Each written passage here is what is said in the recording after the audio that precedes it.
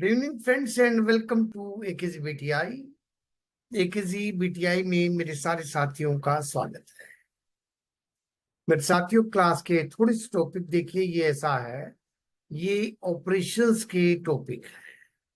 अब आपका मेजर काम जो है, लाइक फॉरेन एक्सचेंज हो चुका, आपका एनपी एंड रिकवरी के डिफिकल्ट टॉपिक हो चुके, risk management, Basel 3, treasury operations हो चुका, credit policy measures, monetary policy measures, statutory restrictions हो चुके।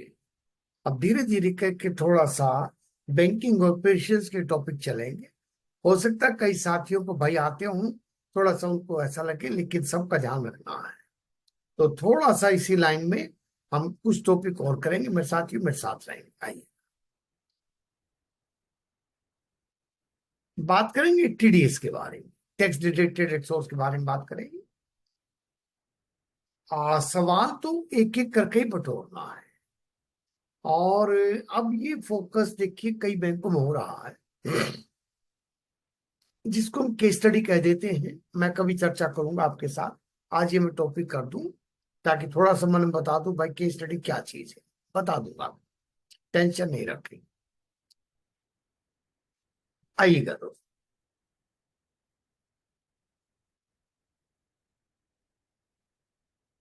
सबसे पहली बात, मेरे साथ ही कुछ बात करना चाह रहे हैं भाई, चैट दिख रहे हैं, देख देते हैं जरा। स्क्रीन फुल हो गया आज। चलिए भाई, ये कोई जब वो हो जाए गड़बड़ तो बता देना। अभी तो ठीक चल रहा है तो ठीक चलने दीजिएगा, है, जब तक ठीक चले तब तक चलने दीजिएगा। वो मेरे आईटी वाले साथी से मैंने बात करनी है, वो जो कह रहे थे भाई चार्जेबल होगा, चार्जेबल तो पक्का होना चाहिए। Just 30 seconds I will take to explain to you. जो चार्जेस की बात चल रही है, हंसी मजाक की बातें अलग है।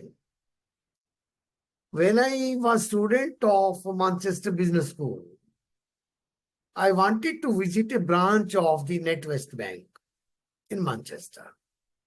So I asked my program secretary that I want to visit. She said that we can arrange your visit, but how much time it will take? It should take about, I need half an hour meeting with him. She told me that it will be very costly. Ashok, it will be very costly. 30 minutes time, here the time is counted by minutes. मैंने कहा हमारे यहाँ तो manager के कमरे में कोई भी घुस जाता, जब मर्जी आवे, कंप्लेंट करने के लिए घुस जाते जब मर्जी। 15 मिनट शुड बी एनफ। आप जरा अपना काम प्लान कर लीजिएगा and try to finish the top within 15 minutes, because we are to pay per minute. तो ये देख लीजिएगा लेवल, अब आप सोच लीजिएगा। हमारे यहाँ पे तो चीफ मैनेजर साहब भी होंगे, तो भी कोई भी कस्टमर आके बतियाना शुरू कर देता है। आ जाएगा, चलिए भाई, हाँ आ जाएगा। तो भाई साहब जरा ध्यान दे लीजिएगा, एक बार आपने पढ़ी होगी टैक्स स्ट्रक्चर, मेरे कहने से एक बार दोबारा देख लीजिएगा।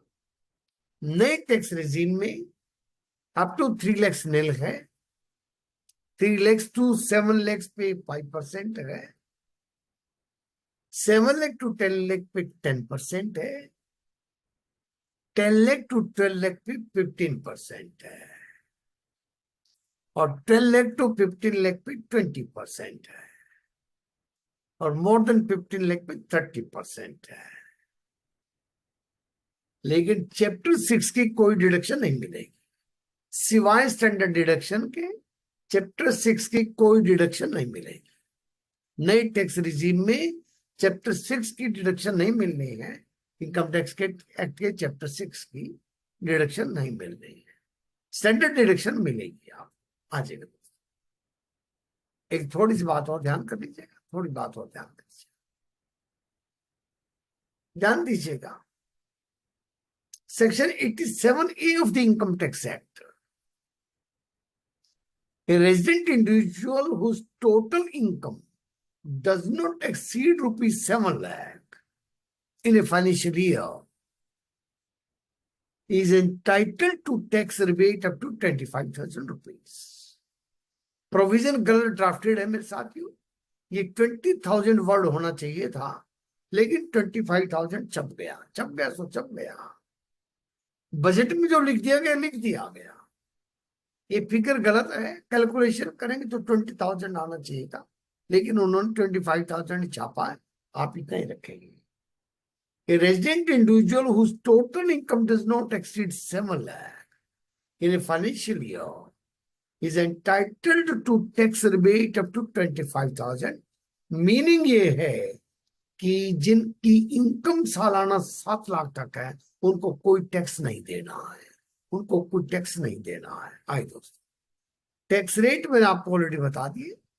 आज टीडीएस के प्रोविजंस मेरे साथियों ध्यान रखेंगे, छोटी छोटी बातें। टीडीएस के प्रोविजंस सैलरी को छोड़ के बाकी सारे सेक्शन 194 में provisions relating to TDS except salaries are contained in section 194 of Income Tax Act. Section 194 of Income Tax Act. TDS on interest on deposits.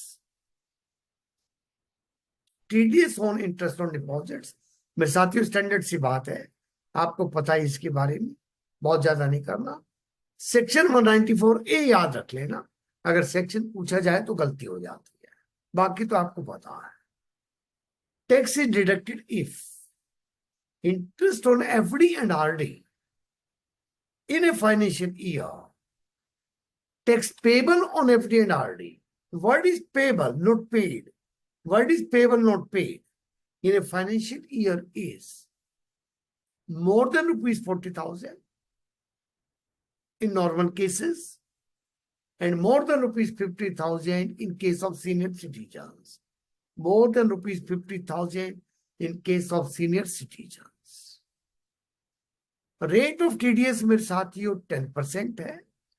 Rate of TDS 10% है, but if pan number is not given, everywhere it is 20%. If PAN number is not given, in all cases it is 20%. If somebody does not want tax to be deducted, तो ध्यान कर लेंगे। If somebody does not want tax to be deducted, तो declaration can be given on 15G or 15H in case of senior citizens. असली बात जहां पे उलझते हैं वो ये उलझते हैं, 15G and 15H to be preserved for 7 years. 15G and 15H to be preserved for 7 years. 15H and 15G and 15H to be preserved for 7 years. आज TDS on rent pay. TDS on rent pay section 194I है। Section जरूर याद करके बैठिएगा, 194I है। TDS is deducted if rent payable in a financial year is more than rupees 2,40,000, more than rupees 2,40,000, and rate of TDS is 10%. Rate of TDS is 10%. Rate of TDS is 10%. कब कटेगा? Rent payable in a financial year, paid नहीं है, payable in a financial year is more than rupees 2,40,000।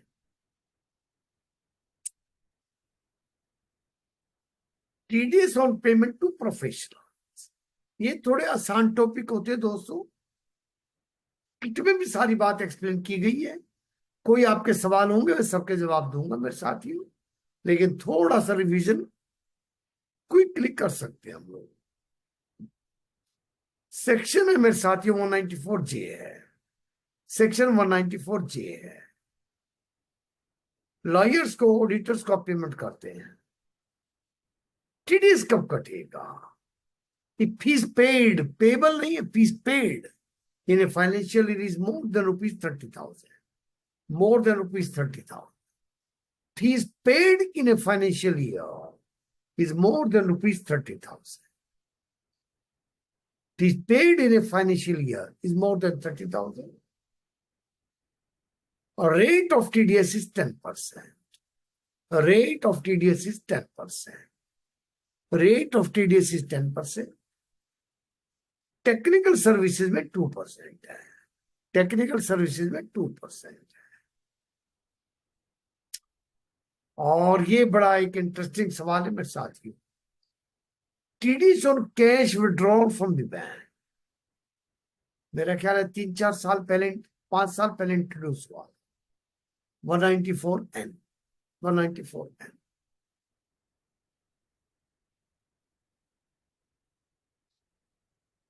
If customer has filed return, if customer has filed return in any of last 3 years, in any of the last 3 years, पिछले 3 साल में अगर उसने एक बार भी return दाखिल किया है, if customer has filed return in any of the last 3 years, तो फर्स्ट 1 करोड़ तक कोई टीडीएस नहीं है, फर्स्ट 1 करोड़ की कैश विड्रॉल पे कोई टीडीएस नहीं है, कैश विड्रॉल अबव 1 करोड़ पे 2% टीडीएस है, 2% टीडीएस है। If customer is not filed return for last 3 years, उसने एक बार भी रिटर्न फाइल नहीं की, customer did not file return for last 3 years, एक बार भी रिटर्न फाइल नहीं की, तो रेट थोड़ा हटके, up to first 20 lakh nil, up to first 20 lakh cash withdrawal nil, about 20 lakh to 1 crore 2%, about 20 lakh to 1 crore 2%, and above 1 crore 5%, and above 1 crore it is 5%. Above 1 crore, my dear friends, it is 5%, 5%। वहां 2% था, पहले 1 करोड़ तक नहीं था। TDS on perquisites to associates, ये बड़ा interesting section लेके आए साहब। ये हम किसी डायरेक्ट सेलिंग एजेंट को, बिजनेस कॉरेस्पोंडेंट को सिंगापुर भेज देते, थाईलैंड भेज देते, भाई तूने बड़ा काम किया, अब वो कहते हैं उस पे भी टीडीएस कटेगा। अगर उसको कोई बेनिफिट आपने पूरे साल में 20,000 से ज्यादा का दिया, तो आपका टीडीएस काटना होगा, उसको टैक्सेबल कर दिया, उस परक्विजिट टैक्सेबल कर दिया, परक्विजिट लिख ले दोस्तों, एक छोटी सी बात लिख ले। If any incentive is paid to, if any incentive, benefit, perquisite is paid to any business associate, to any business associate in cash or kind, in cash or kind, and value is more than rupees 20,000 in a financial year, value is more than rupees 20,000 in a financial year, then TDS will be deducted at 10%. TDS will be deducted at 10%. TDS will be deducted at 10%. मेरे एक साथी ने सवाल पूछा, भाई above 1 crore पे TDS की दर अगर तो रिटर्न फाइल कर रखी है तो 2% है, और रिटर्न फाइल नहीं की पिछले 3 साल में तो 5% है, 5%। आई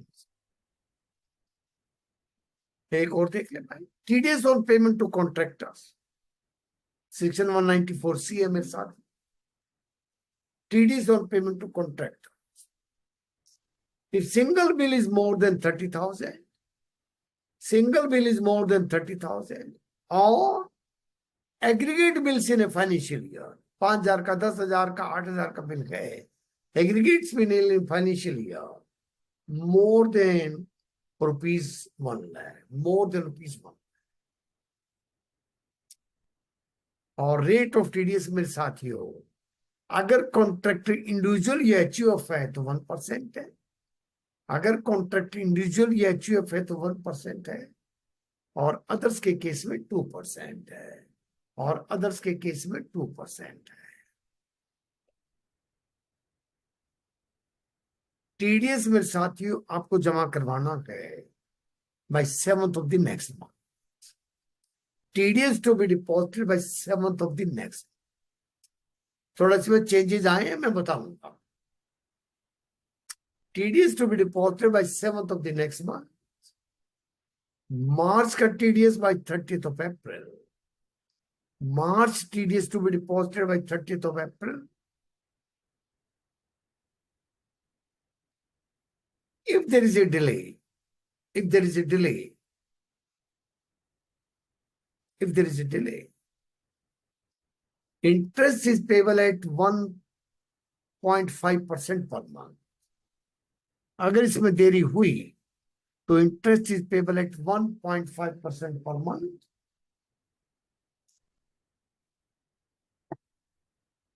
Penalty can be equal to TDS. Penalty could be equal to TDS. And imprisonment for 3 months to 7 years. Imprisonment for 3 months to 7 years. ये पेनल्टी या इम्प्रिजनमेंट आईटीओ की मर्जी है। पेनल्टी और इम्प्रिजनमेंट आईटीओ की मर्जी है। यहां पे एक चेंज आया है मेरे साथ, यहां पे एक चेंज आया है, थोड़ा सा नोट कर लेंगे उसको, थोड़ा सा चेंज को नोट कर लेंगे। If TDS is deposited, if TDS for a particular month is deposited, by the end of the quarter, by the end of the quarter, by end of the quarter, क्योंकि statement quarterly है, by end of the quarter, then interest is payable, interest is payable, but penalty is not payable, but penalty is not payable. मान लीजिएगा किसी ने जुलाई का tax काटा और 7 अगस्त तक जमा नहीं करवाया, 30 सितंबर तक उसने जमा करवा दिया, तो ब्याज तो लगेगा 1.5% पर मंथ का, लेकिन पेनल्टी कोई नहीं लगेगी, सेम क्वार्टर का। स्टेटमेंट ऑफ टीडीएस क्वार्टरली है, स्टेटमेंट ऑफ टीडीएस क्वार्टरली है, sent within 31 days from close of the quarter, sent within 31 days from close of the quarter. Penalty for delay is rupees 200 per day. Penalty for delay is rupees 200 per day. Maximum penalty equal to TDS. Maximum penalty equal to TDS. Maximum penalty equal to TDS. और last बात मेरे साथियों, penalty for mistake in TDS return. Penalty for mistake in TDS return, or if TDS return is not filed within 12 months, or if TDS return is not filed within 12 months. या तो return में गलती हो या return 12 महीने तक file ना की जाए तो मिनिमम पेनल्टी है 10,000 एंड मैक्सिमम पेनल्टी है 1 लाख. मिनिमम पेनल्टी है 10,000 एंड मैक्सिमम पेनल्टी है 1 लाख. मैक्सिमम पेनल्टी है 1 लाख. मैक्सिमम पेनल्टी है 1 लाख.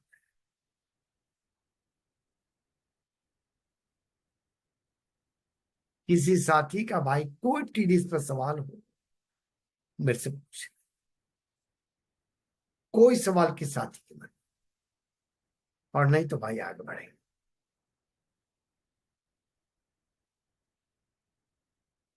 मेरे एक साथी ने सवाल पूछा, भाई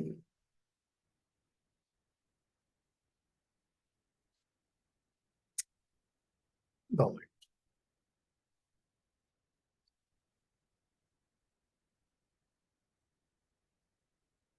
TDS exemption if any, TDS की एग्जम्पशन कुछ नहीं भाई.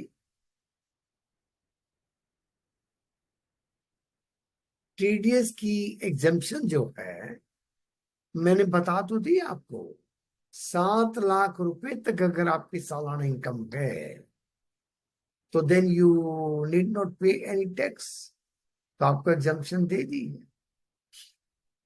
और अगर आपको हाँ कुछ सवाल और पूछने साथ,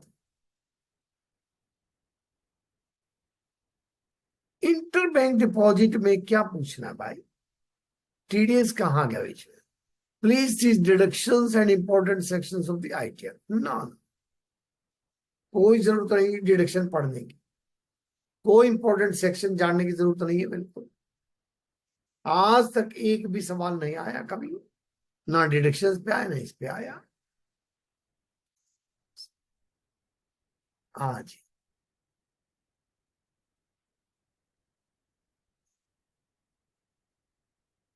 ध्यान दीजिएगा। अच्छा, मेरे साथियों का एक सवाल है भाई, ध्यान देंगे, मैं समझ गया उनका सवाल, समझ, if 15H is taken then TDS will be waived up to ₹50,000। नहीं, ऐसा नहीं है, मैं आपको बता दूं, ध्यान दीजिएगा, बात 2 मिनट मेरे को समय दीजिएगा शांति से। Number 1, in case of interest on FD and RD, TDS will not be deducted if interest payable in a financial year is up to ₹50,000 in case of senior citizens. If 15H has been taken by, if 15H has been taken by you, he says that मेरी तो income इतनी है ही नहीं जो tax लगेगा मेरे ऊपर, तो अभी का जो प्रोविजन हो गया है वो तो 7 लाख रुपए तक टैक्स नहीं लगना, 7 लाख रुपए तक की इनकम भी होगी, किसी की ब्याज से सिर्फ इनकम 7 लाख तक है, टैक्स लगना नहीं है उसको, तो 50,000 नहीं। आज advance payment of tax in case of FD, ध्यान दीजिए, ध्यान दीजिए।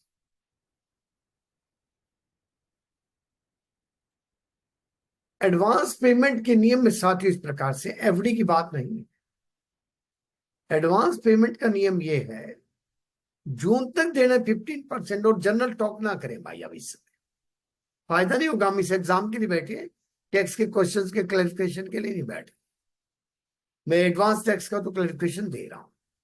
15% up to June, 15 June, then 45% up to 15th of September, and then 45 plus 25, 75% up to 15th of December, and 100% by 15th of March। कोई बात, screen अभी दिखा नहीं रहा हूं मैं, आज स्क्रीन को बातें दिखा दी,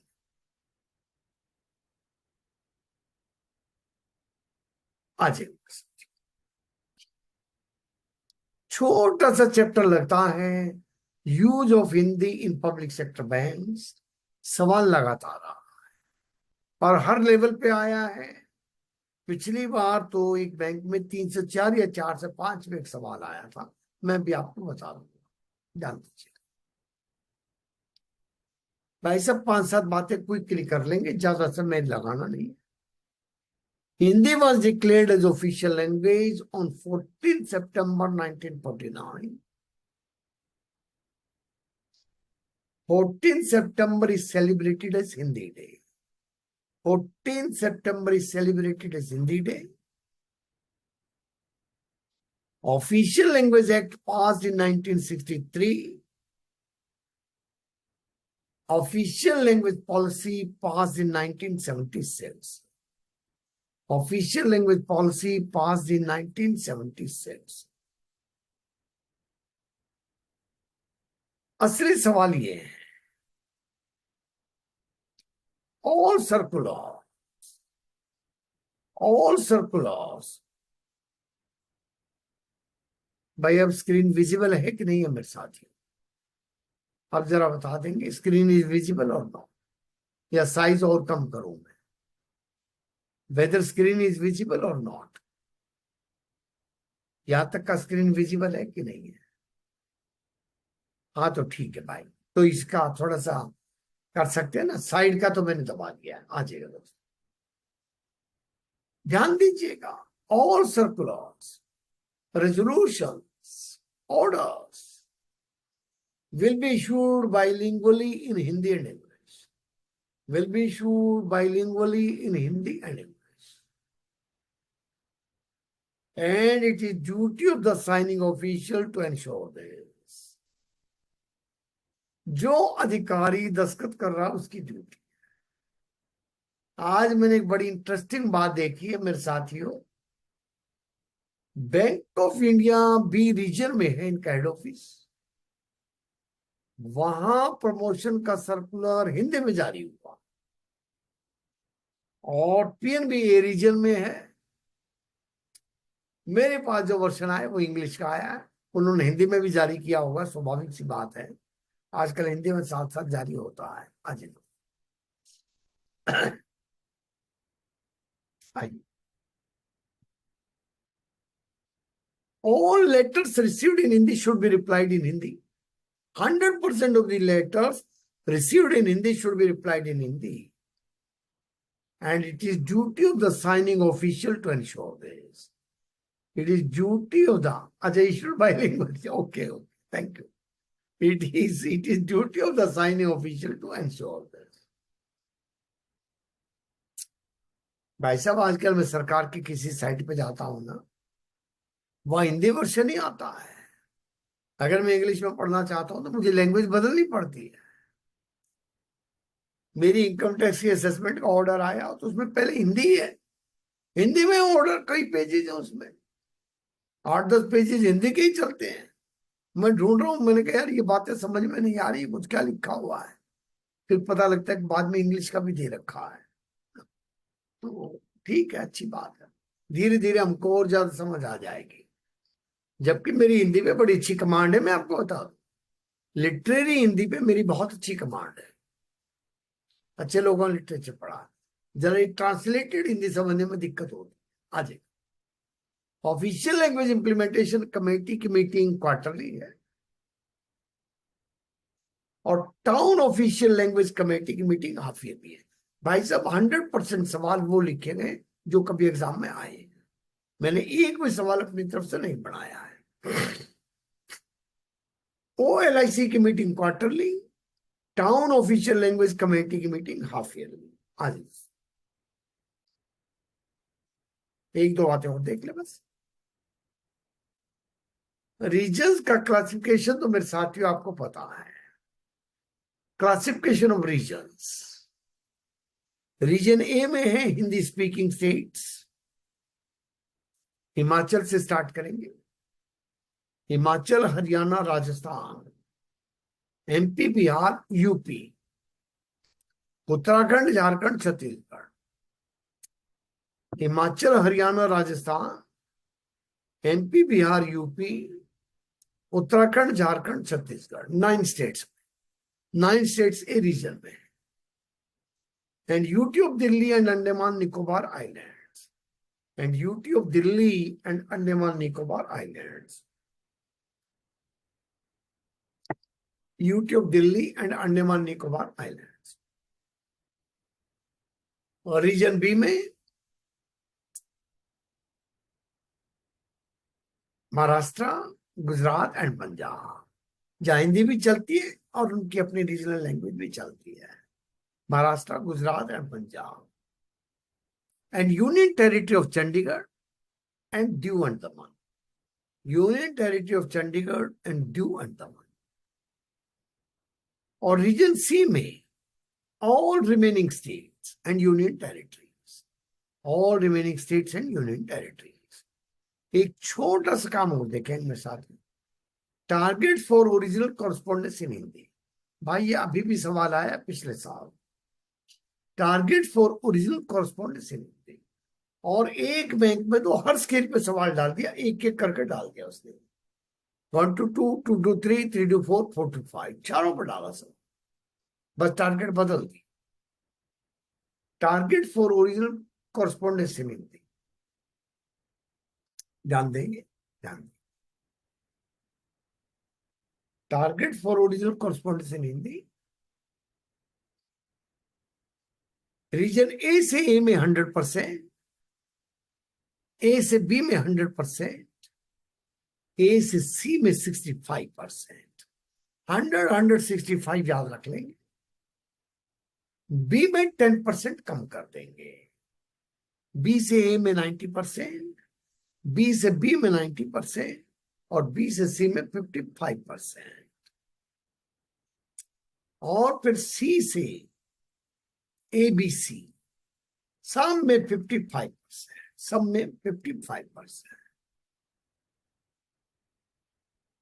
और एक ये टारगेट और नोट कर लीजिएगा, target for correspondence in Hindi, ए से ए 100%, ए से बी 100%, ए से सी 65%, बी से ए में 10% ईच कम कर दीजिएगा, 90 90 55, और सी में 55% है। Target for noting in Hindi, खूब आया हुआ भाई साहब, ये खूब आया। Target for noting in Hindi, A region में 75%, बी रीजन में 50%, और सी रीजन में 30%, और सी रीजन में 30%। ट्रेनिंग थ्रू हिंदी मीडियम, ए रीजन में 70%, बी रीजन में 60%, और सी रीजन में 30%, सी रीजन में 30%। एक काम और लिख लीजिएगा, यहाँ पे लिखा नहीं भाई, आप लिख लीजिएगा, यहाँ पे लिख लीजिएगा, one who has got proficiency in Hindi is called Praveen.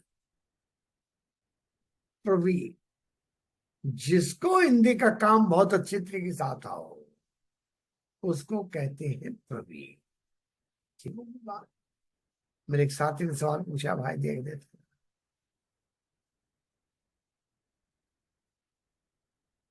Noting में बता देता हूँ, नोटिंग बता देता। पीएनबी के साथ ही बैठे हैं भाई, प्रमोशन आपके यहाँ 1 दिसंबर को है, मैं दोबारा रिपीट कर रहा हूँ। और बैंक ऑफ इंडिया के साथ ही बैठे हैं, इनका 10 नवंबर को कर दिया 3 से 4 और 4 से 5 का टेस्ट सडनली आज ही डिक्लेयर किया है, और 10 नवंबर का कर दिया गया है। ये बैंक आजकल टाइम देते नहीं। आज देख लीजिएगा, आज 8 अक्टूबर हुई है, 1 महीने का मुश्किल से टाइम मिला है। कैसे आदमी तैयारी करेगा, क्या करेगा। आज आइए मेरे दोस्तों,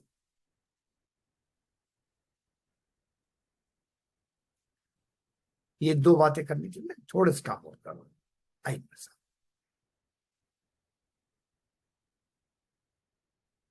ये मेरे साथियों थोड़ी सी बात है, छोटी स्कीम है, सोवरेन गोल्ड स्कीम है मेरे साथियों, सोवरेन गोल्ड स्कीम है। आज के लेक्चर थोड़े आसान रखे थे भाई, बैंकिंग ऑपरेशंस भी करने तो है ना। अब कठिन चीजें तो ज्यादातर हो चुकी है। कल आपको एक गवर्नमेंट स्कीम करवा देंगे, पीएमईजीपी बाकी है, फाइनेंशियल इंक्लूजन की स्कीम्स बाकी है, कल वो करा देंगे। कल मैं शेड्यूल भी आपको दे दूंगा, किस किस डेट में क्या क्या काम बाकी है, हमारा हो जाएगा। हाँ भाई, कुछ और कोई कह रहा साथी?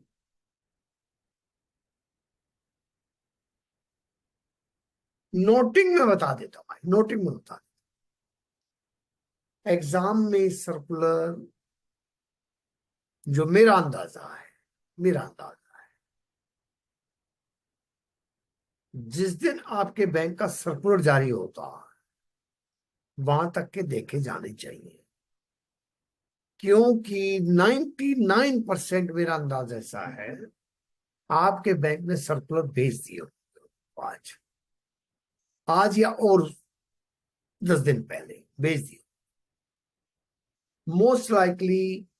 बैंक्स में 30 सितंबर तक के सर्कुलर के आने के चांसेस ज्यादा है भाई, जो फैक्चुअल पोजिशन। अगर मैं पुरानी हिस्ट्री देखूं,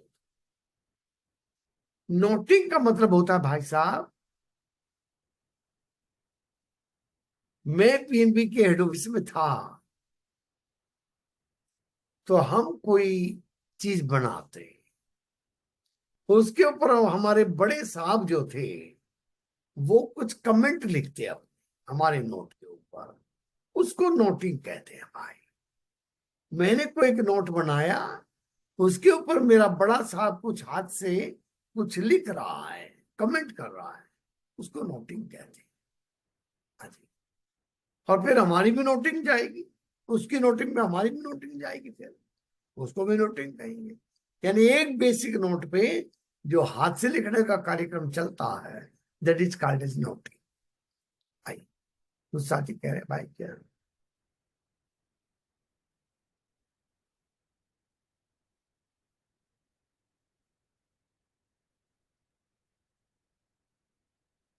हाँ जी,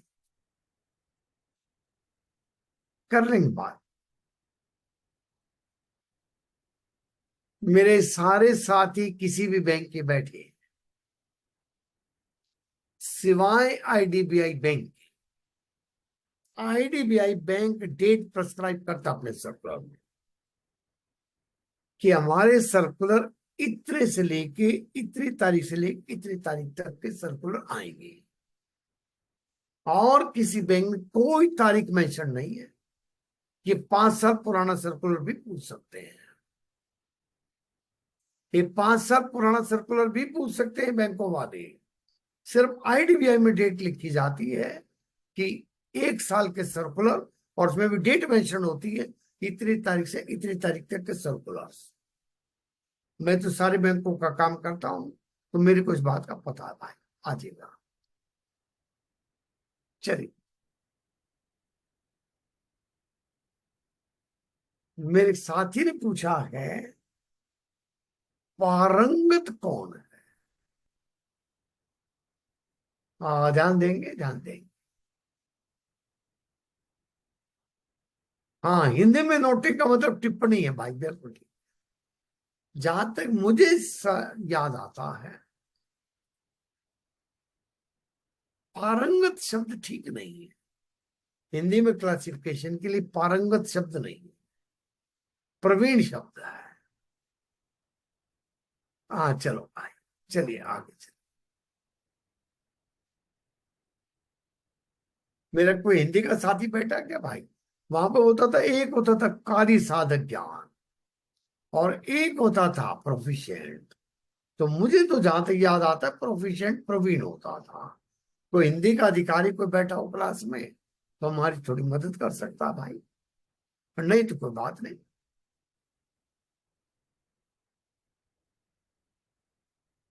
पारंगत में स्किल,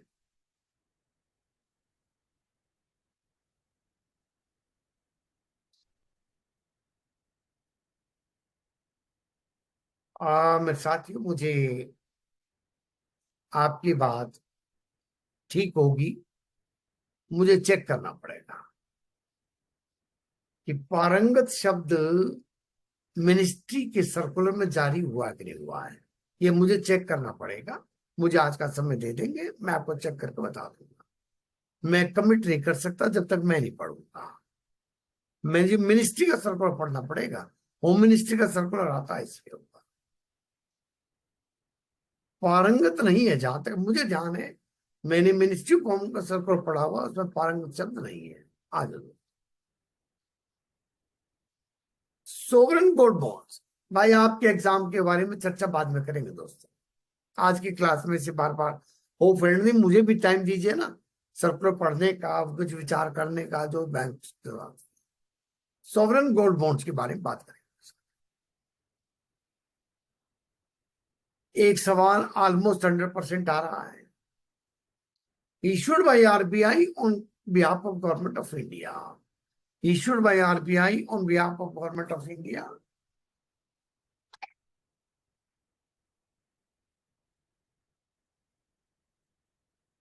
दूसरी बात, भाई साहब ये सवाल नोट कर लीजिएगा ध्यान से। एसजीबी, सॉरी, ये वो ठीक कर देता हूं मैं, स्लाइड ठीक कर देता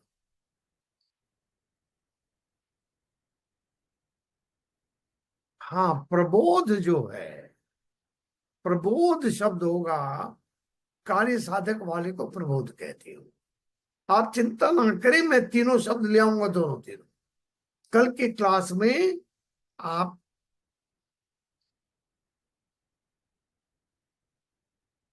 मेरे एक साथी ने बताया कि पारंगत परीक्षा है, कोई भी कार्य साधक व्यक्ति पारंगत परीक्षा पास करके प्रवीण बन सकता है। चलो भाई, ओके मैगी, ओके, करवा देंगे साथ। आप टेंशन ना लें भाई, वो मिनिस्ट्री का ओरिजिनल सर्कुलर मेरे पास है, मिनिस्ट्री ऑफ होम का, उसमें से देख के कल पढ़ा दूंगा आप आज।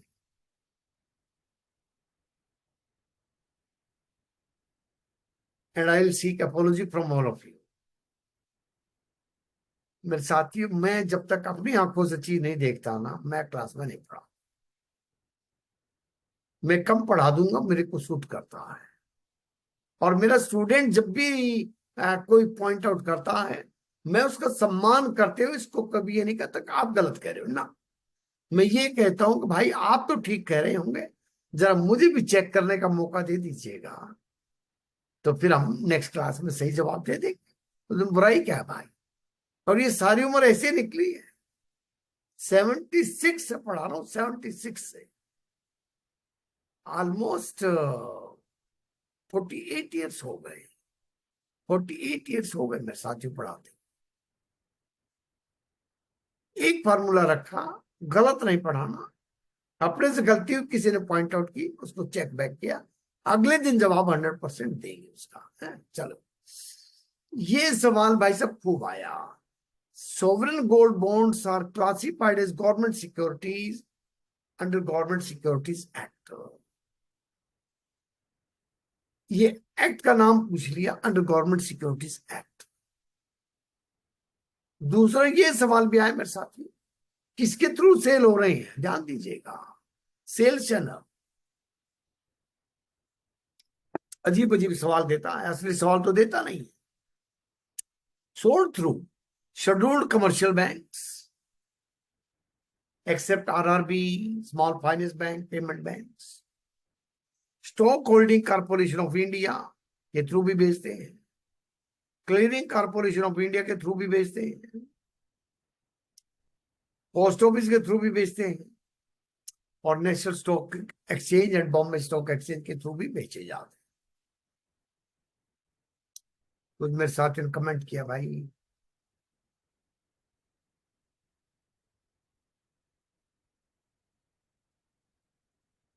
नहीं चलेगा सर, हिंदी में अपोलॉजी माननी होगी। अच्छा चलो, कोई बात नहीं, हिंदी में अपोलॉजी माननी होगी।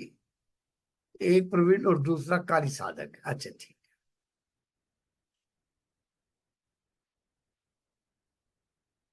हिंदी मुझे बड़ी अच्छी तरीके से आती है, चिंता मत करना। हिंदी में क्षमा याचना कहती हैं, उर्दू में माफी कहते हैं। ईश्वर ने बड़ी कृपा की, उर्दू भी खूब पढ़ी हुई, उर्दू भी अच्छी पढ़ी हुई है, पंजाबी भी अच्छी पढ़ी हुई है। अब ये है कि जब वो भाषाएं प्रैक्टिस में नहीं रहती है, तो उसका थोड़ा थोड़ा सा हाथ कमजोर होता चला जाता है। आज और हिंदी तो भाई साहब आज भी पूरा ध्यान रखता हूँ। कोई अच्छी किताब मिल जाती है, 10th और 12th की जो टेक्स्ट बुक्स हैं सीबीएसई की, उसमें बड़ी अच्छी स्टोरीज आती है, बच्चों को पढ़ाई जाती है ना, लिटरेचर लिटरेचर के आगे पढ़ लेते हैं। एलिजिबिलिटी फॉर इन्वेस्टमेंट ध्यान कर लीजिएगा। रेजिडेंट इंडिविजुअल, माइनर भी कर सकता है बच्चा, उसका गार्डियन करेगा। जॉइंटली भी अलाउड है, एचयूएफ को भी अलाउड है। देखो ध्यान करिए, पीपीएफ जॉइंटली अलाउड नहीं है, एचयूएफ को भी अलाउड नहीं है। सॉवरेन गोल्ड बॉन्ड दो आदमी भी मिलकर खरीद सकते हैं। होल्डिंग पहले की गिनी जाएगी, जब उसकी मैक्सिमम इन्वेस्टमेंट गिनी जाएगी तो पहले का नाम गिना जाएगा। Trust charitable institution and university, trust charitable institution and university, ये सब कर सकते हैं मेरे साथी भाई। Minimum investment 1 gram and multiples of 1 gram. Maximum investment individual और एचयूएफ कर सकते हैं 4 kg in 1 financial year. 4 kg in one financial year, और ट्रस्ट इंस्टीट्यूशन एंड यूनिवर्सिटी कर सकते 20 kg in a financial year. Physical year बोलते हैं, वैसे वो फिजिकल ईयर या फाइनेंशियल ईयर आप कह सकते हैं। एक बात ध्यान रखना, ये 4 kg and 20 kg may be secondary purchases और प्राइमरी परचेजेस।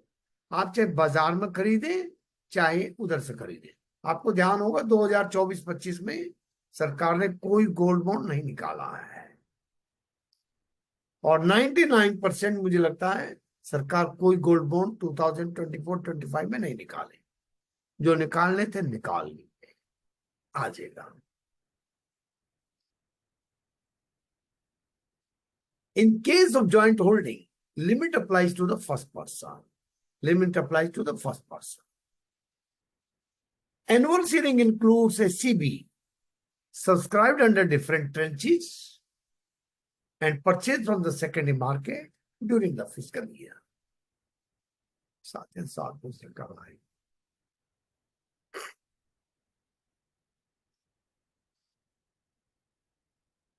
चलो ठीक है भाई, अच्छी बात है।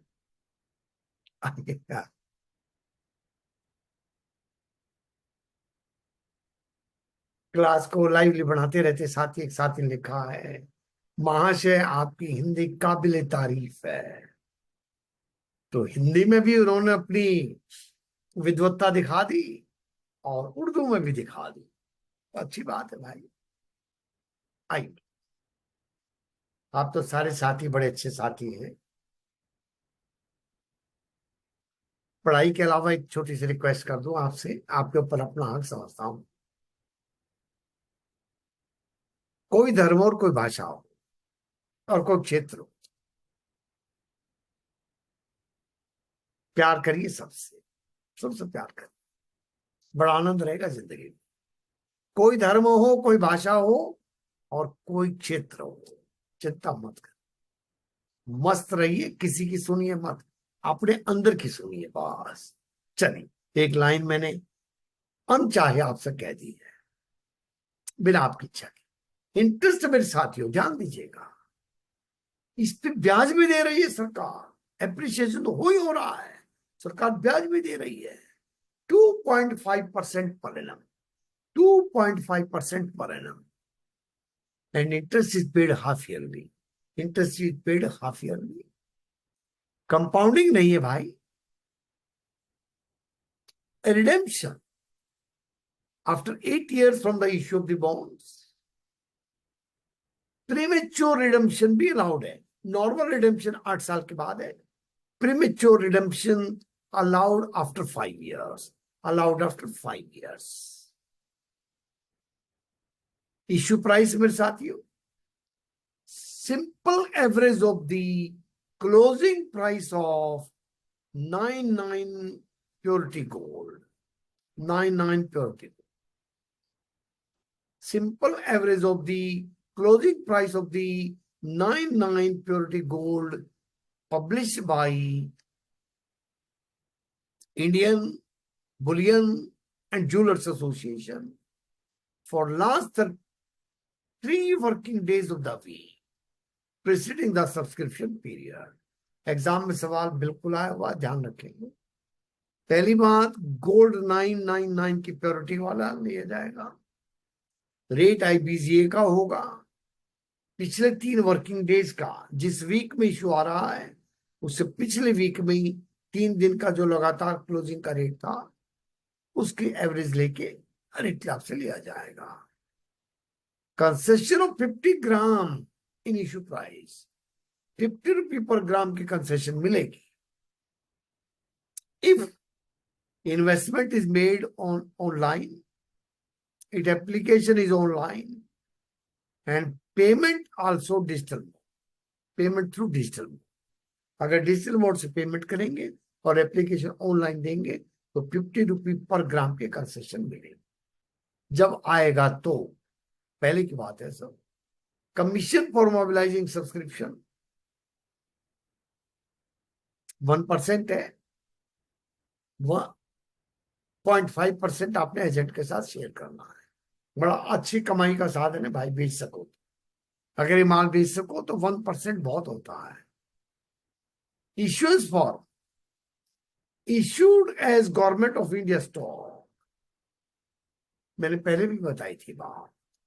ये गवर्नमेंट ऑफ इंडिया की सिक्योरिटी के रूप में जारी किया जाता है। टैक्स ट्रीट में ध्यान करिएगा, बड़ी इंपॉर्टेंट बात बता रहा हूं। Interest is taxable as per income tax act. Interest is taxable as per income tax act, but no capital gain tax on appreciation. But no capital gain tax on appreciation. सबसे बड़ा इसका फायदा ये हुआ है, इस पे कैपिटल गेन नहीं ले रही सब। सोने का भाव बढ़ जाता है, बड़ा कैपिटल गेन होता है। और अभी तक 20% कैपिटल गेन का नियम था, अभी सरकार ने 12.5% किया इस बार से। वो नहीं लगता था, वो नहीं लगता। तो बड़ी अच्छी इन्वेस्टमेंट मानी जाती है मेरे साथ।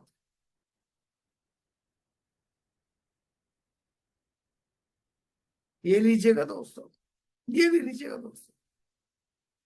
एप्लीकेशन पूछ ली कौन से फॉर्म पे दी जाएगी, विचित्र सवाल देती है इंस्टीट्यूट। एप्लीकेशन कौन से फॉर्म पे दी जाएगी, ध्यान दीजिएगा मेरे साथियों। पीपीएफ का भी फॉर्म ए है, पीपीएफ भी अप्लाई करने का फॉर्म फॉर्म ए है।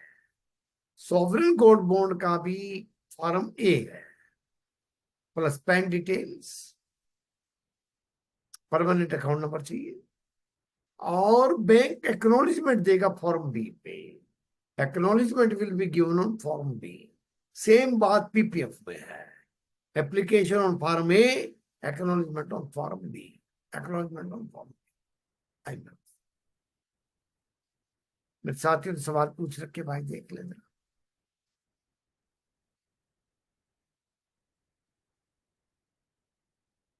Loan is available against SGB in demat form, बिल्कुल अवेलेबल है। Loan is available, loan is available my friends. लेकिन लोन के नियम वही है, इंडिविजुअल को लोन ज्यादा नहीं है। वही मुझे लगता है, आ, मैं आपको बताता हूँ 2 मिनट। जो गोल्ड ज्वेलरी जैसा काम है वैसा ही है भाई। एक बात मैं यहाँ पे और बता दूं, गोल्ड कॉइन्स के अगेंस्ट भी लोन है, लेकिन मैक्सिमम 50 ग्राम के कॉइन के अगेंस्ट। ये तो बॉन्ड है तो इसमें तो कोई दिक्कत है नहीं, there is no difficulty in this. Gold monetisation scheme में साथी पुरानी है, 2015 की स्कीम है। ये टेम्पल्स के पास, ट्रस्ट के पास गोल्ड ऑर्नामेंट्स पड़े थे और सिंपली स्टोर कर रखे थे, कोई यूटिलिटी नहीं थी उस पैसे की। सरकार ने कहा आप इसको मेल्ट करवा लो, मेल्ट करवा के सोना हमारे पास जमा करवा दो, गोल्ड हमारे पास जमा करवा दो, तो हम आपको ब्याज देंगे 2.25% का, 2.5% का। गोल्ड तो आपका है ही है, गोल्ड तो आपका है ही है, जो एप्रिसिएशन होगी आपकी होती रहेगी। तो लिख दे, in gold monetisation scheme deposits are of 3 types. Deposits are of 3 types. Short-term deposits will be with the bank. Short-term deposits will be with the bank for 1 year to 3 year. For 1 year to 3 year. For 1 year to 3 year.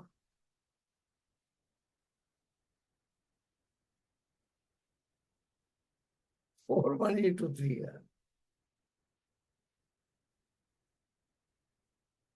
याद है मुझे, sovereign gold bond में staff से जबरदस्ती बेचे गए थे, लेकिन भला वो बैंक का हमारा कुछ फायदा करा दिया, काफी इसमें इंक्रीज मिला था। और दूसरा medium term deposits for 5 to 7 years. Medium term deposits 5 to 7 years. And long term deposits 12 to 15 years. Long term deposit for 15 to 12 to 15 years. Medium term deposits 5 to 7 years. Long term deposits 12 to 15 years. Medium term and long term will be with government. Medium term and long term deposits will be with government. Will be with government. Next question, interest rate देख ले मेरे साथियों। Interest rate medium term deposit पे 2.25% है। Medium term deposit पे 2.25% है। Long term deposit पे 2.5% है।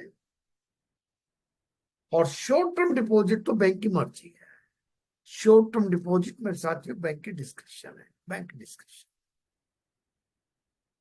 Lock in period, lock in period जिससे पहले गोल्ड रिडीम नहीं कर सकेंगे आप। मीडियम टर्म गवर्नमेंट डिपॉजिट में 3 इयर्स है। मीडियम टर्म गवर्नमेंट डिपॉजिट में 3 इयर्स है। और लॉन्ग टर्म गवर्नमेंट डिपॉजिट में 5 इयर्स है। लॉन्ग टर्म गवर्नमेंट डिपॉजिट में 5 इयर्स है। लॉन्ग टर्म गवर्नमेंट डिपॉजिट में 5 इयर्स है। जानते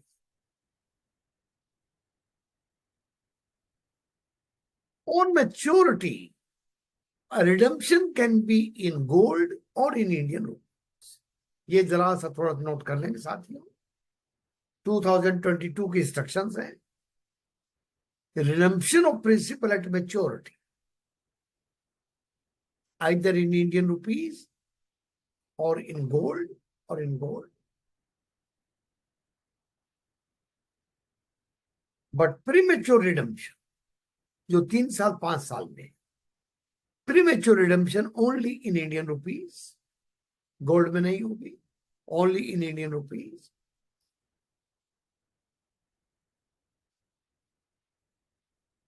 Gold will be paid in multiples of 10 ग्राम। 10 ग्राम के मल्टीपल में गोल्ड वापस किया जाएगा। Balance will be in Indian rupees.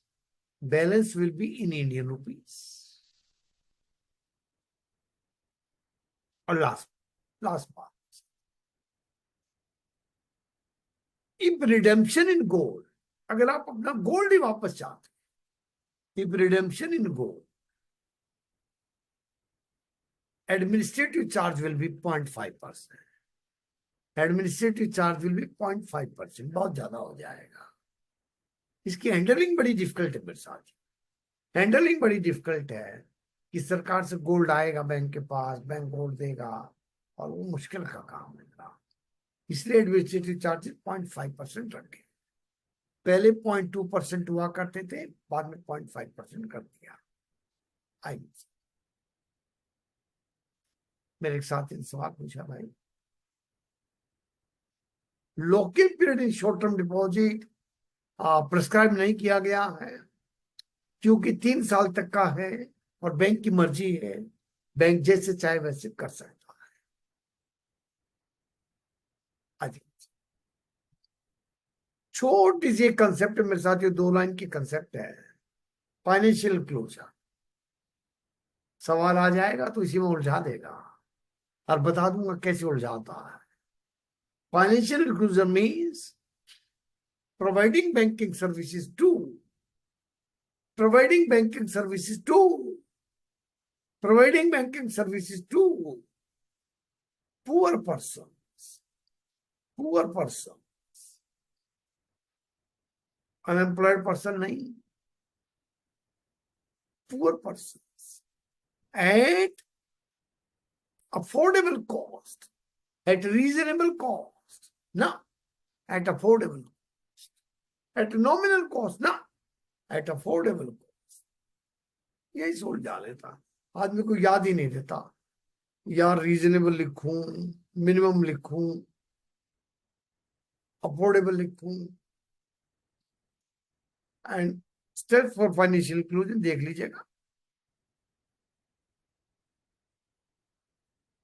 मैं साथियों मैं बता दूं आपको, जब रंगाराजन कमेटी बनी थी, उन्होंने फाइनेंशियल इंक्लूजन की 4 बात कही थी कि ये 2006 की बात है, 2006 की बात। नंबर 1 उन्होंने कहा सबका बैंक में खाता होना चाहिए, जो कि प्रधानमंत्री जन धन योजना में कर दिया गया। फिर उन्होंने कहा बैलेंस नहीं होना चाहिए, बैलेंस की रिक्वायरमेंट नहीं होनी चाहिए, बीएसबीडीए खोल दिया गया। उन्होंने कहा एक उसको लाइफ इंश्योरेंस का कवर मिले, एक एक्सीडेंट का इंश्योरेंस कवर मिले। दो स्कीम लाई गई, प्रधानमंत्री जीवन ज्योति बीमा योजना, प्रधानमंत्री सुरक्षा बीमा योजना। कल हम चर्चा करेंगे। और एक उन्होंने कहा पेंशन की स्कीम होनी चाहिए, पेंशन की स्कीम होनी चाहिए, एपीवाई, अटल पेंशन योजना। एक बात और कही थी कि थोड़ी सी ओवरड्राफ्ट की सुविधा भी हो, थोड़ी सी ओवरड्राफ्ट की सुविधा भी, सम अमाउंट ऑफ ओवरड्राफ्ट, वो पीएमजेडीवाई में आप दे रहे हैं आदि। तो steps taken for financial inclusion, PMJDY with overdraft, DSBDA without balance, PMJJBY, PMSBY and PM and APY. यहाँ PM वर्ड नहीं, APY है। आई जरा से एक बात देख लीजिएगा इसकी, बिजनेस कॉरेस्पॉन्डेंट की भी। They are agents of the bank providing door-to-door services. बस इसका एक सवाल ध्यान करना आपने, they are agents of the bank providing door-to-door service। ये सवाल हिट है।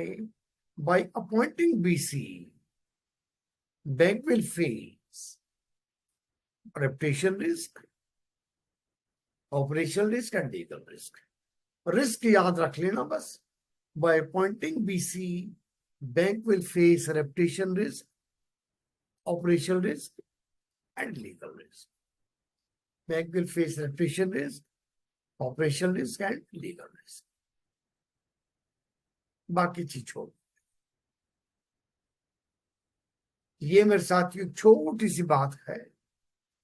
पहले डिस्टेंस क्राइटेरिया था, अब बैंक अपना जो मर्जी क्राइटेरिया फिक्स करे। Distance between office of the BC and bank, no criteria from RBI, and anybody can become BC including NBFC। Any person can become BC including NBFC। Any person can become BC including NBFC, including NBFC। आइएगा मेरे साथ ये सवाल देखते भाई।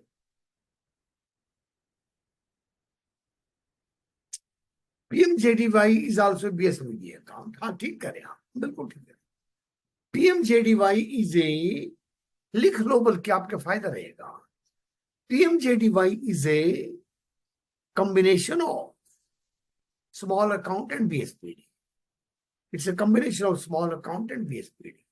भाई ये सवाल ऐसे उलझने वाले आते हैं, तो ध्यान किया करो। राइट टू इंफॉर्मेशन एक्ट मेरे साथ ही पुराना एक्ट है, 2005 का है, कोई बदलाव भी नहीं है इसमें, क्विक रिवीजन कर लीजिएगा।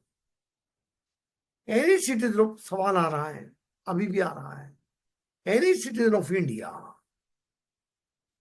Can seek information from any public authority without giving any reason. इसमें असली इंपॉर्टेंट बात है, विदाउट गिविंग एनी रीजन। यहां पे गड़बड़ हो जाती है, मुझे बताना नहीं मैं क्यों पूछ रहा। पूछ सकता हूं कि सेंट्रल विस्टा प्रोजेक्ट पे कितना खर्चा आया, बताना होगा। फीस फॉर सीकिंग इंफॉर्मेशन ₹10 है, फीस फॉर सीकिंग इंफॉर्मेशन ₹10 है।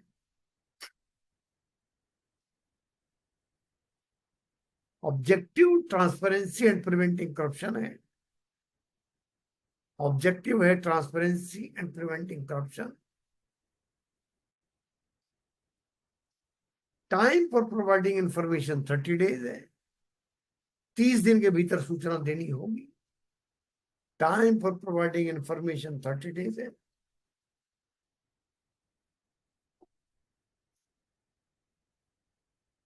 But if information pertains to life and liberty, period is 48 hours.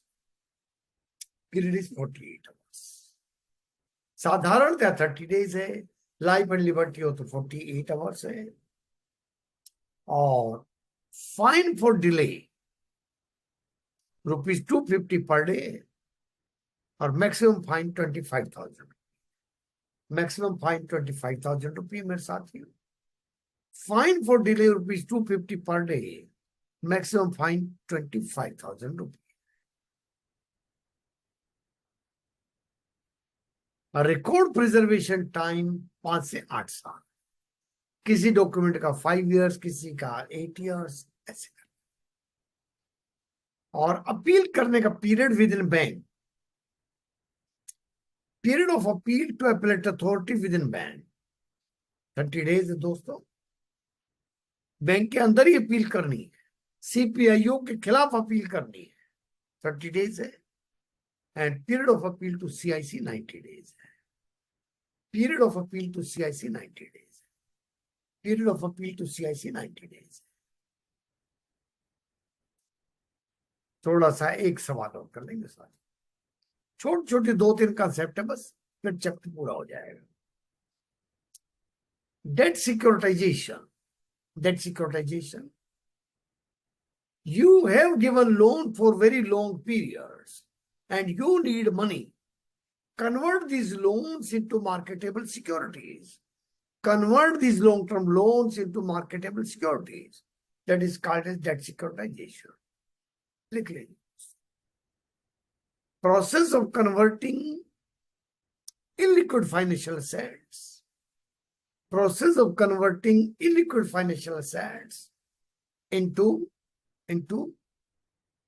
marketable securities,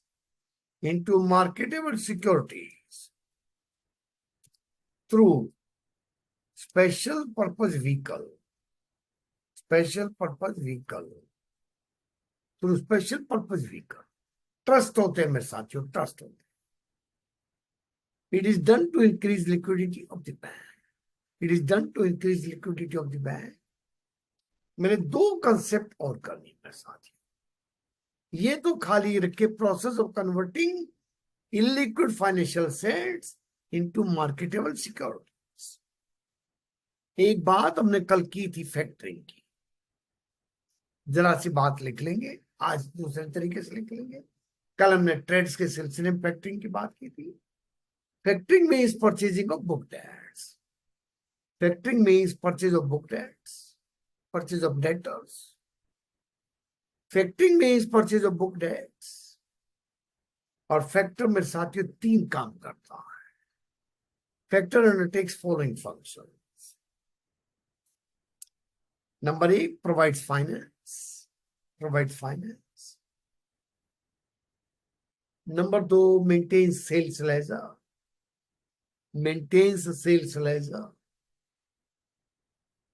और तीसरा है collection of debt. Provides finance, maintains sales ledger, and collection of debt. Factoring is done for 3 months to 6 months. Factoring is done for 3 months to 6 months. With recourse factoring, अगर buyer पैसा नहीं देगा तो factor can recover from the seller. जिससे उसने खरीदा था उसको उससे पैसा मांग सकता है। With recourse factoring, if buyer does not pay, factor can recover from the seller। Without recourse factoring, if buyer does not pay, seller is not liable। TReDS में विदाउट रिकॉर्स फैक्टरिंग है, लिख लीजिएगा इस बात को। In case of TReDS it is without recourse factoring. In TReDS it is without recourse factoring. और last बात मेरे साथियों आज की, फॉरफिटिंग कल भी करवाया था, आज दोबारा लिख लीजिएगा कि साथी ना लिख। Purchase or discount of export bills. Purchase or discount of export bills on without recourse basis. On without recourse basis. Exporter की कोई जिम्मेवारी नहीं है. And forfeiting is done for 6 months to 3 years. Forfeiting is done for 6 months to 3 years. मेरे साथियों, आज की class यहां तक रहेगी. मैं अवेलेबल हूं. किसी को कोई सवाल पूछने हो मेरे साथी पूछ सकते हैं. CIC की फुल फॉर्म तो क्रेडिट इंफॉर्मेशन कंपनी होती है भाई. CIC की full form central information commission भी होती है. Central information commission. Central information commission.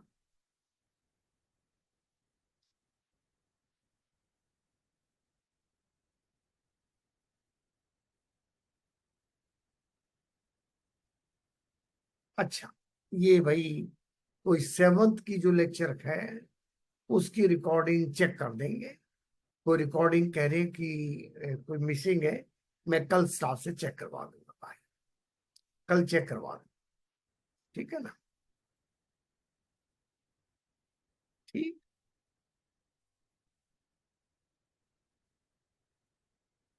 भाई ये मुझे चेक करना पड़ेगा प्रोविजन. मेरे एक साथी ने पूछा है, एक बैंक दूसरे बैंक के पास डिपॉजिट करवाता है FDR के रूप में, तो वहां पे TDS कटेगा कि नहीं कटेगा. इंटरेस्ट तो टैक्सेबल होगा. इंटरेस्ट तो टैक्सेबल होगा. TDS कटेगा कि नहीं कटेगा ये देखना पड़ेगा. आइए देखिए, इनकम तो आपकी कोई भी होगी टैक्सेबल होगी. किसी को कोई एग्जम्पशंस नहीं है. किसी को एग्जम्पशंस नहीं है.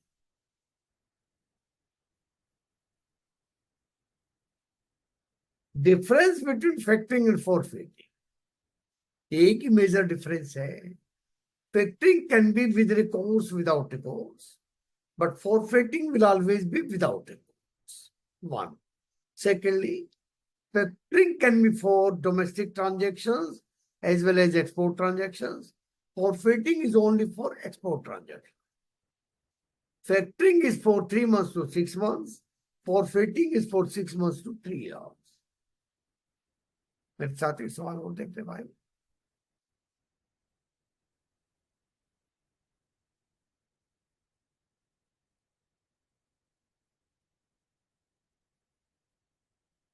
कोई बात नहीं भाई, चेक कर देंगे. मैं ये बात कह रहा हूं, इंटरबैंक डिपॉजिट पे मुझे चेक करना पड़ेगा. ऑफ एंड मुझे पता नहीं कि इंटरबैंक डिपॉजिट पे टैक्स एग्जम्पशन है कि नहीं है. हमारे कभी काम नहीं लगी भाई. Forfaiting is only for export transaction. ठीक. हाँ. नहीं, TDS डिडक्शन के लिए एग्जाम्प्ट होना अलग चीज होती है भाई. टैक्सेबिलिटी अलग चीज है. मैं चेक कर दूंगा, कोई बात नहीं, आप चिंता ना करें. नेक्स्ट बात. आ, आज की रिकॉर्डिंग लगेगी कल 2 बजे तक सवेरे.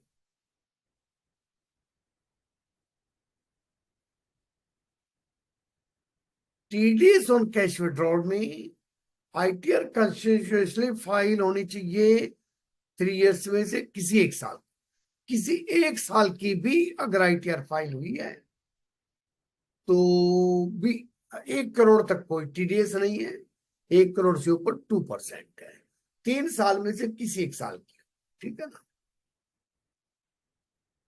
NPS वात्सल्य कर देंगे. मैं लिख लेता हूं, NPS वात्सल्य करवा देंगे, कल करवा देंगे. ठीक है ना. Okay, all the best my dear. Thank you very much. Thanks a lot. Thank you very much. Okay my dear, all the best. We'll meet tomorrow again at 8 p.m. Thank you.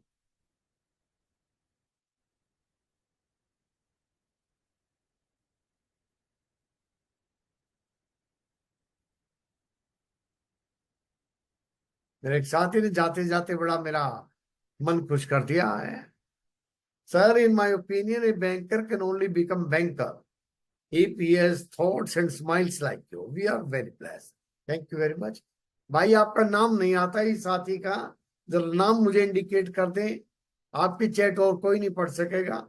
मैं जरा नाम जान जाऊंगा ये कौन साथी है मेरे। थोड़ा सा अगर बैठे हैं क्लास में तो जरा नाम इंडिकेट कर दे भाई अपना।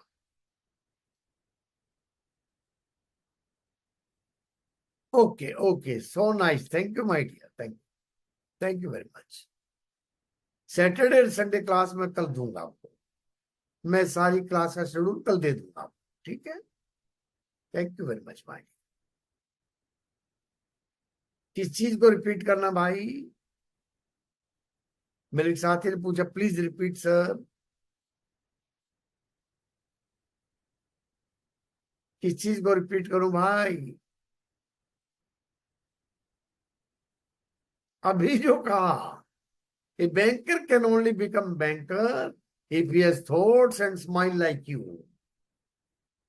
पता नहीं मुझे, मेरी तो कोई स्माइल ऐसी है नहीं भाई।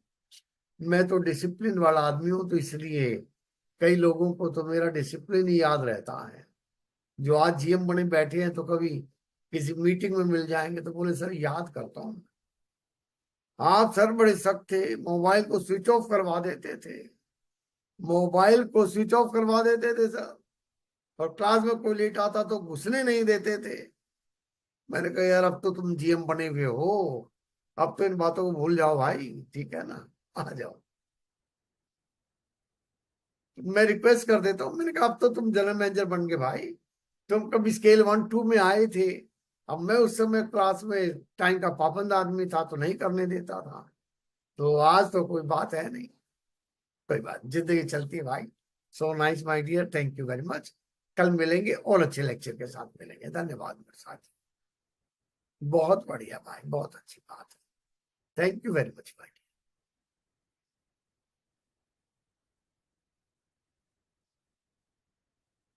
So nice. एएलएम की एक साथी ने याद दिला दी है। असेट लाइबिलिटी मैनेजमेंट तो हम डेफिनेटली याद करते हैं आज भी, कि हम लोगों ने जब कैसे मेहनत की थी। कोई जानता ही नहीं था क्या है। सो नाइस, अच्छी बात। आज की साथी ने याद दिला दिया, दिन अच्छी बात। So nice my dear, thank you very much.